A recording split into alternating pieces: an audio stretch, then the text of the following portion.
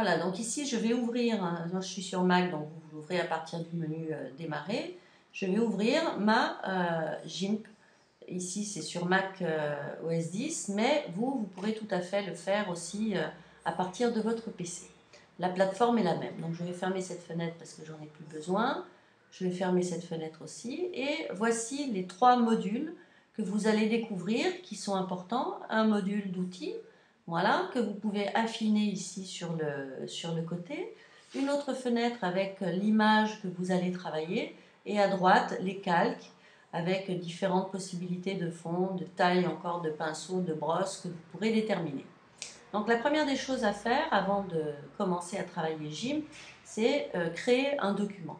Donc je vais créer une nouvelle image, et cette nouvelle image, elle va avoir une taille prédéfinie qui est de 640 par 400. Alors 640 par 400 pixels, ça vous fait une image à peu près l'équivalente de celle que vous voyez en ce moment à l'écran. Si vous voulez une image beaucoup plus grande et le lire sur un ordinateur avec un écran de 21 pouces, vous allez choisir plutôt 1024 par 768. Votre poids de votre fichier sera plus important, mais vous n'aurez pas des phénomènes de pixelisation, de parasitage sur votre image. Donc je valide. Voilà mon image qui apparaît, qui pour l'instant est sur fond blanc. Et ce fond blanc, donc j'ai envie tout de suite de le changer, j'ai envie de le mettre en noir. Donc je sélectionne mon pot de peinture, et mon pot de peinture ici, il va avoir une couleur qui est prédéterminée. Là, ben, on a de la chance, c'est le noir qui est prédéfini, mais si je clique dessus, vous voyez que là, je peux changer la couleur du fond que j'ai envie de faire. La couleur actuelle, c'est celle que vous avez choisie, que vous êtes en train de choisir, et là, la précédente. Donc je ne vais pas prendre du noir, je vais faire un fond rouge. Donc je valide mon fond rouge.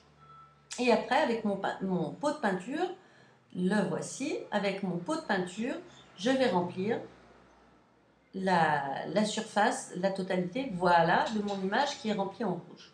Donc maintenant, vous savez remplir une image. On va apprendre maintenant à tracer. Alors vous avez soit le crayon, soit le pinceau. Donc on va prendre le crayon. Le crayon qui est ici, on ne va pas faire rouge sur rouge, je vais le mettre en noir. Donc je sélectionne le noir, vous voyez l'actuel a changé, je valide. Et là vous voyez à côté de mon curseur, il y a toujours le pot de peinture qui est sélectionné. Donc vérifiez bien qu'en rentrant sur votre écran, le pinceau est bien choisi. Donc là je vais commencer à dessiner, vous voyez on dessine en noir, et la grosseur du trait a été prédéfinie. Donc si je veux changer cette grosseur du trait, je vais à échelle, et échelle ici c'est 1, si je le veux plus fin, je le baisserai, si je le veux au contraire plus gros, je l'augmenterai. Donc je vais l'augmenter un peu, et là, vous voyez, alors je reprends, voilà ici mon gros trait noir qui apparaît. Si j'en veux un plus fin, donc je vais à échelle, je diminue, et là, voilà, je peux faire mon personnage. Voilà, donc on va choisir le pinceau. Ici, non, c'est toujours pas le pinceau qui est choisi. Je vérifie, voilà, là mon pinceau est choisi. Ici, on a différentes brosses. Donc ces différentes brosses, il y a des brosses qui seront un peu floues sur les contours, donc on va choisir celle-ci. Et vous allez voir que le résultat est différent. Donc pareil, je peux choisir la grosseur, je peux choisir la taille, donc je peux faire des effets de flou qui sont assez intéressants. Il y a d'autres effets qui sont pas mal à explorer. Il y en a un qui est drôle, par exemple ici, c'est l'effet poivron. Donc voilà mon effet, je peux dessiner avec des poivrons, vous voyez. Et je peux en choisir un autre. Voilà, par exemple celui-ci.